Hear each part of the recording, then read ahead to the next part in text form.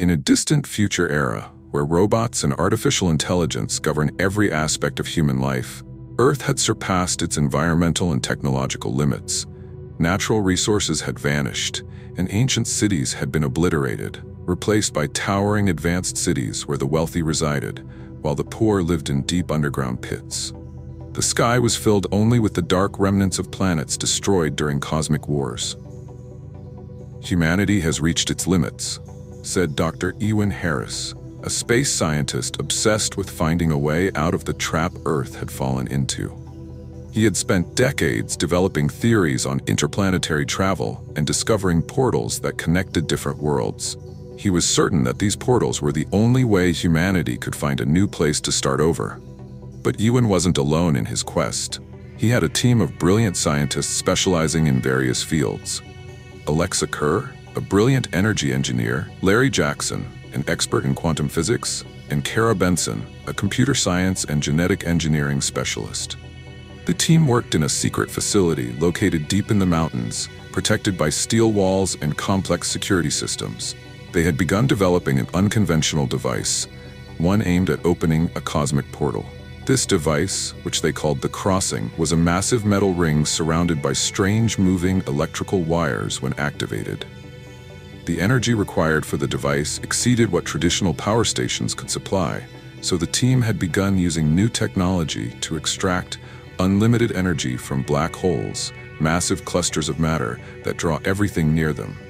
On the day they decided to activate the device, emotions were running high. The technology had been developed over years, and now the big day had arrived. In their hidden laboratory, they had staked everything on this moment. Lights flickered around them, and equipment hummed to life, but they didn't know where this path would take them. "Are you ready?" Ewan asked, watching the control screen as energy began to accumulate at the center of the device. Alexa was carefully monitoring energy levels.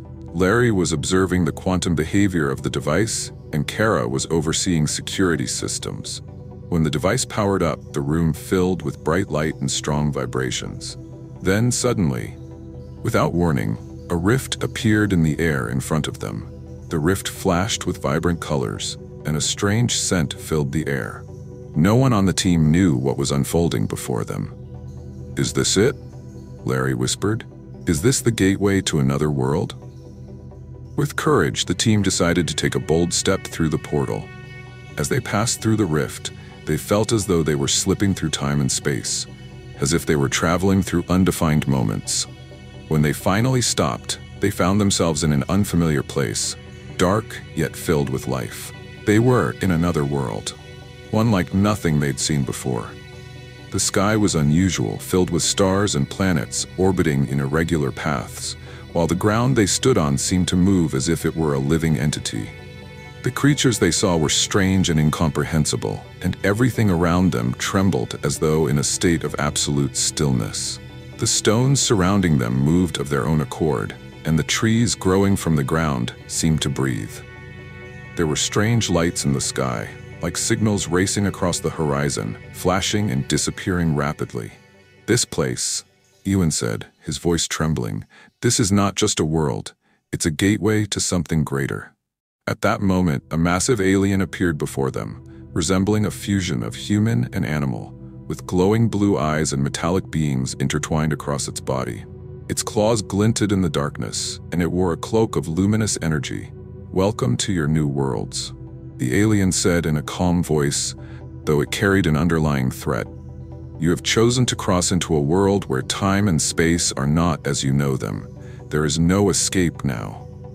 As their minds tried to comprehend what was happening, the alien informed them that the universe they had entered was governed by ancient forces and entities far beyond anything they had imagined. These alien beings were the guardians of the portals between worlds, existing since time immemorial to monitor anyone who entered through the gates. Their mission was to ensure that no one tampered with the balance of the universe. "We are in a great test now," the alien said. "If you want to survive in this world, you must obey the laws of the universe. Humanity is not ready for this, unless your intentions are pure." The team found themselves in a difficult position. They had to choose: either obey the Guardian's laws and cooperate with them, or face the inevitable end. In the days that followed, they discovered that the crossing wasn't just an ordinary journey, it was a test by the Guardians. Each member of the team had to face internal challenges that could destroy humanity itself if mishandled. These challenges were visions of the past, ancient betrayals, and eternal struggles between good and evil. If you fail this test, Earth's fate will be sealed, the aliens said in their final meeting. The team's journey began as they faced terrifying challenges, using the powers they had gained from the portal to understand what lay behind each terrifying experience. As they neared the end, they uncovered astonishing secrets about the universe and their own human nature. They had to collaborate with the Guardians in a final battle against a cosmic threat that threatened to destroy all parallel worlds. In the end, the team learned that the secret to Earth's survival lay in understanding the harmony between worlds, and that the test they had undergone wasn't just a test of human intelligence, it was a test of humanity's ability to communicate with beings that existed in other worlds. But as the team neared the full revelation of the portal's mystery, an even greater threat appeared, one far beyond what they had imagined. After crossing through the portal, the team found themselves in a world unlike anything they had known before. The sky in this place was filled with glowing planets and strange stars floating in random orbits. The air was heavy, with a strange scent resembling a mixture of oxygen and oil, making it slightly difficult for them to breathe at first. The feeling they experienced was indescribable, as though they were in a place far removed from time and space, as if they had entered a different dimension of existence. When they stepped out of the light circle that illuminated the crossing portal, they found themselves in the midst of an extraordinary alien forest. The trees surrounding them were not plants like those on Earth, but huge living cells, flashing with bright colors, moving in unnatural synchrony. These beings breathed and adapted to the changes in the air in a manner similar to living creatures, but on a scale invisible to the human eye. "Are we in a world of living beings?" Alexa whispered, still gazing at the forest around her in awe. "It's much more than that," Ewan replied, glancing at his device, which indicated that the energy in this place was tens of thousands of times greater than anything humanity could expect.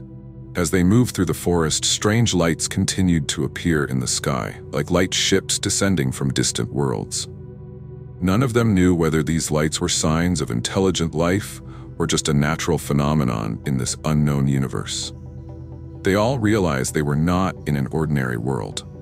The flow of time in this universe took unstable forms, where they experienced phenomena like multiple time dimensions, living moments from the future and past simultaneously. Some strange occurrences made them question the very nature of reality.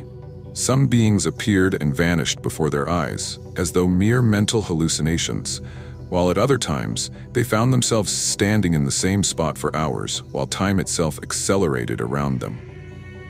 But despite all these bizarre phenomena, the team kept their focus on their ultimate goal. Another portal they hoped would lead them to a distant place where they could restore hope for humanity.